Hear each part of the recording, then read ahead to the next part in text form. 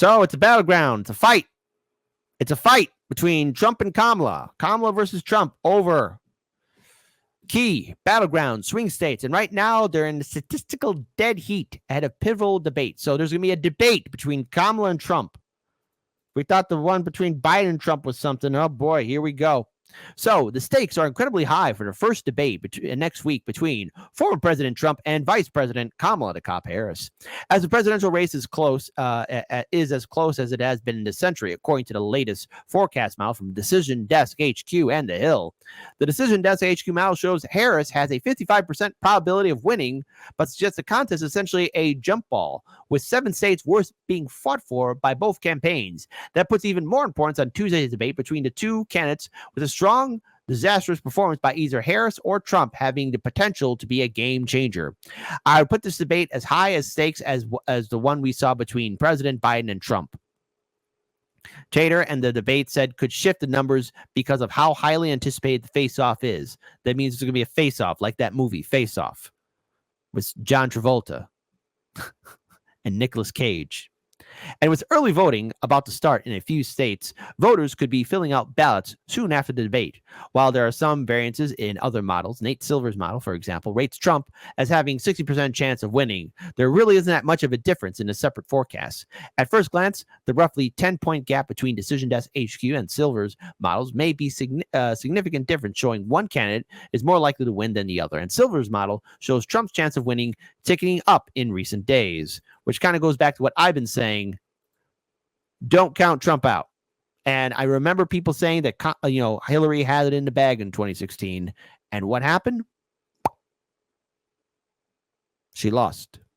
Everyone's saying Kamala has this in the bag, and that blew up. That could possibly blow up in her face, too. 2024 lead former President Donald Trump unveiled economic plans today at the Economic Club of New York, front and center. Trump maintained his pledge to impose heavy tariffs on goods being imported from China. Save the U.S. auto industry from obliteration with a 27.5% tariff on all Chinese cars that remains in place to this day. Now I am going further. We will bring our automaking industry to the record levels of 37 years ago, and we'll be able to do it very quickly through tariffs. Many economists, left, right, and center, say the tariffs will end up raising fees for U.S. companies that will then be offset by raising prices for American consumers, which could cost the typical middle-income household more than $2,600 a year, according to the Peterson Institute for International Economics. Mr. Trump also called for the creation of a government efficiency commission. That's an idea first floated by Elon Musk, who Trump said he would appoint to lead it. CNN's John King is standing by at the Magic Wall. John, the race. Now, I just want to share this with all of you. People tend to forget that the number one issue, or at least corporate media was trying to get people to forget, that the number one issue wasn't going to be identity politics or social justice. The number one issue for this election cycle is, and always will be, the economy. Yes, there's a war in Gaza. There's a war in Ukraine. There's potential conflict with China. And if that happens and World War III happens, well, then, hey, we'll all be vaporized away. Whoop-de-doo. But besides that, the issue is the economy. And, I've asked that question. How's the Biden economy treating you? And universally across the board, everyone, be you watching on Rumble, YouTube, Rockfin, Odyssey, or Kick, it's not treating you so well. And Trump can very well capitalize on this in the debate between him and Kamala next week. This is very close, according to polls, in a lot of the battleground states. But interestingly, not so much when it comes to who voters think will be better for the economy. Not at all, Jake. The economy is Donald Trump's biggest advantage heading into next week's big debate, and it's Kamala Harris's biggest problem. The yellow states are our toss-up states, plus Nebraska's second congressional district. 7 states in all, plus that congressional district. We polled 6 of those states, right? All these states except for North Carolina. The economy was the number one issue by far. Yes, voters care about protecting democracy and about immigration and about abortion rights, but by far, by leaps and bounds, the economy was the number one issue in all 6 of these battleground states. Forgive me as I stretch this out for turning my back. And Donald Trump led on the economy in every single one of them. Notice what happens here. Arizona, Georgia, Michigan, Nevada, Pennsylvania, Wisconsin. Trump up, Trump up, Trump up. Trump up 5 points overall in Arizona, up on the economy by 15. In states where the advantage is not as big, Harris is leading by 1 in Georgia. That's a statistical tie. It's a smaller Trump advantage. In Michigan, Harris is up just outside the margin of error. It's a smaller Trump advantage, but still an advantage. Nevada's the outlier. It had the highest unemployment rate during COVID. Harris up 1 in our poll. Again, a statistical tie. Trump up by 16 on the.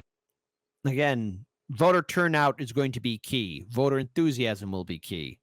But don't worry. You know that third parties are going to be blamed should Harris crap the bed. Economy. But just look at every one of these states. Challenge number one, without a doubt, for Donald Trump is to protect that lead. It's at about 8 points nationally. It's in the battleground states that matter. That's what's keeping him competitive. And the challenge for Harris is the flip side of that, to try to cut into that lead while you see her on the road talking the economy and watch her TV ads. A lot of economy there, too. Let's talk about not only my favorite battleground state, but perhaps the most important one, the 19 electoral votes up for grabs in the Commonwealth of Pennsylvania.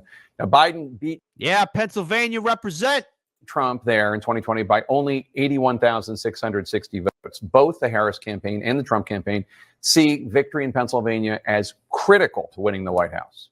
Can you win without Pennsylvania? Yes. Is it much easier, though? It is by electoral vote count. It is the largest of these battleground states, 19 electoral votes. So let's walk through what our polling told us. Number one, as I said, we did not poll in North Carolina. I'm just going to lean that red for now because it has voted Republican consistently. Not that Kamala Harris can't win it. I'm just going to lean it red for now for this hypothetical. That would get Donald Trump up to 235. What else did our polling tell us, Jake? Let's leave Pennsylvania aside just a second. It had Harris ahead in Michigan, Harris ahead in Wisconsin. That would get her to 250. If she could get the 19 in Pennsylvania, and the 3 blue wall states, as they're called, have voted together in the last, essentially since 2000. If she could get that, it would get her to 269. She would need just one more. Could be from Nebraska's congressional district, could be from any one of these other states. That's why Pennsylvania is so big. It gets you 19, it gets you close. Let's just take it back to toss-up for a minute, though, and leave it there. Is there a way to get there without it? Sure. She was, again, +1. It's a statistical tie. But let's, for the sake of the argument, give it to Harris here. +1 out here. Let's give it to Harris there. Donald Trump was leading in Arizona in our poll outside of the margin of error. You give him that. That would get Harris there through the Sun Belt strategy without it. But it is just as conceivable. These are statistical ties. Just as conceivable that Donald Trump wins Georgia and that Donald Trump wins Nevada. Where does that get you? 268. Trump would be on the doorstep. 250 for Harris with Pennsylvania and Nebraska still in play. If Harris wins it, it gets her to 269, and it all comes down to Nebraska. If Trump won it, as he did in 2016, that would put him over. And he very well could pull it off. Over the top. That is why the campaigns, because it's 19, that's why the campaigns say, if you can get those 19, it's 16 here, 16 there, but that one's huge. You want it. That's the biggest. You want it. I know it's your home state. It is the biggest prize. That's why the campaigns are spending more money on Pennsylvania TV ads than anywhere else by far. And we'll see it happen. Now, look, Illinois is a solid blue state because of the Democratic machine, but Pennsylvania is where the fight will be for both Kamala and Trump, because those votes will mean everything. Now, again, every single vote will matter. And we here at Hardlands Media will say this again. We're not endorsing anybody. And we're going to tell you to vote however which way you want. And if that triggers people, so be it. It is your right to do whatever you want on election night, even if you don't want to vote at all. The economy is the number one issue. And even after this election year is over, as we go into 2025, the year of the snake, I believe, which is such a horrible name, Year of the Snake, I do encourage all of you to at least remember that we are still going to be in this fight. Our politicians will still abandon us. Our politicians will dismiss us, and they'll only come crawling back to you during the midterms when they need your vote. This is why we need ballot initiatives. This is why we need to turn every single state into a ballot initiative state to regain our power away from these jagoff politicians. If we don't stand up for ourselves, we're doomed. And no matter what happens, there will be a debate, and Hardlands Media will be covering it and talking about it. Keep your heads on a swivel, folks. It's only going to get crazier.